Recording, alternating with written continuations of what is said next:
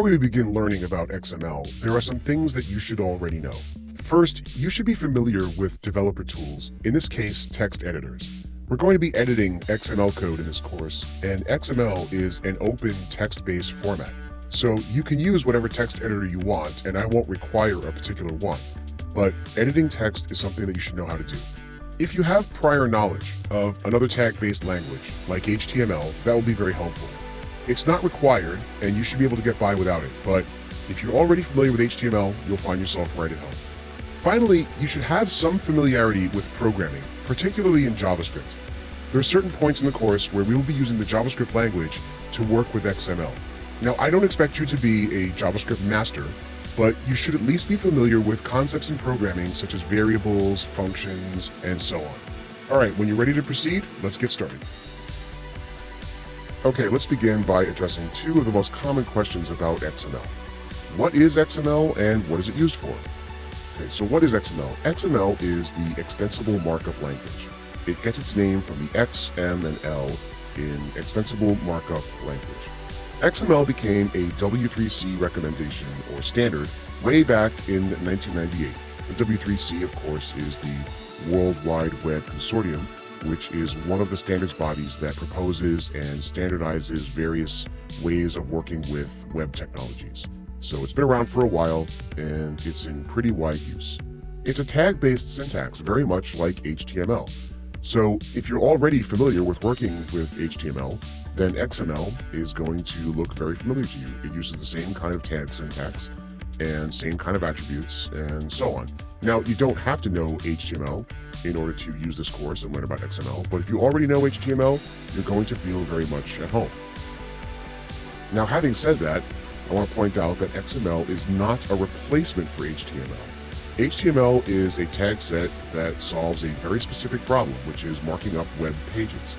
XML is much more general purpose, and we'll talk about that in a little bit. Now remember, X means extensible. One of the great things about XML is that you can make up your own tags. So if you have a particular problem where you need to mark up some information and there isn't already an existing tag set in XML for you to use, then you can make up your own. And again, we'll see examples of this as we go through the course. But just remember, X means extensible. It's a way of defining tags to mark up data and solve particular information-related problems. XML is also the foundation of several web technologies that you may have heard of. For example, XHTML. XHTML is HTML formatted as XML syntax. Now, that may sound kind of strange, but XML has very particular rules about how things are formatted, and HTML, even though it's also tag-based, is sometimes a little bit loose and, free with letting you get away with things that XML won't let you get away with. And we'll talk about that a little bit later. XML is also the foundation of standards called RSS and Atom, and you may have heard of these. These show up when you're doing things such as blog postings. It's a common data interchange format for publishing blogs. XML is also the foundation of AJAX, which stands for Asynchronous JavaScript and XML. Now, if you've ever done any work in the web industry, I'm pretty sure you've heard of AJAX, and this is where it gets its name from. And of course, there are web services, which is a way of using various APIs over the web. Now, there are different ways of exchanging data over the web using web services, but XML is one of them. So if you work with web services, chances are sooner or later you will run into using XML in interacting with them. Okay, what is XML used for? XML is used to structure and describe information. And if you get very little else out of this, remember this sentence right here. XML's purpose is to take information and apply structure and meaning to it. And we'll see examples of that as we go through the course. Now, from day one, XML was intended to be used over the internet. The developers that sat down and wrote the XML spec knew that XML would be used as an internet standard, and it was designed with that from the very beginning. XML can be used to exchange data between disparate systems that may have never been intended to talk to each other. For example, a bank might be using a very old computer system, and they might want to create a new application that lets that data be accessed by newer systems, again, that may have never been designed to talk to the older system. XML can be used to bridge those kinds of gaps. Okay, so now that we have an understanding of what XML is and what it's used for, let's move on and take a look at some XML-related technologies. In addition to XML itself, there are certain related technologies that make working with XML to solve certain problems easier and more productive, and we'll take a look at those now. The first is called XPath, which stands for Extensible Path Language. Now, the reason it's called XPath is because if you've ever worked with folder and directory names and file names, you'll notice that most computer systems organize those as a path. So there's a root drive, and that's followed by some folder names down to a file name, and all of those are usually separated by some kind of path character, like a slash or a colon.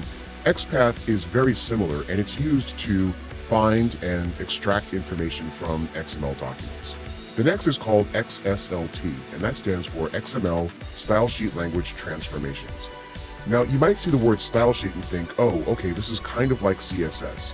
And it sort of is. XSLT can be used to style XML information, but the real important word there is transformations. XSLT is a way of taking XML information and transforming it into something else. Now, that something else could be another XML format, or it could be PDF, or it could be a text file, or it could be a web page. It can be pretty much just about any other kind of file format. So that's essentially what XSLT is used for. Next up is XQuery. XQuery you can think of as sort of a querying language, like a database language like SQL, except for XML. Now, XQuery is more advanced querying than XPath. In fact, XPath is sort of just a derivative of XQuery, but it's used for extracting information in a very advanced way from XML data. Using XQuery, you can build really complex queries that search multiple XML files to extract information. Then there's XPointer and XLink. XPointer and XLink create links between and within XML documents. And conceptually, you can think of this as similar to the link tag in HTML, only a lot more powerful. Now, those last three, XQuery, XPointer, and XLink, are pretty fairly advanced, and they can take up an entire course on their own.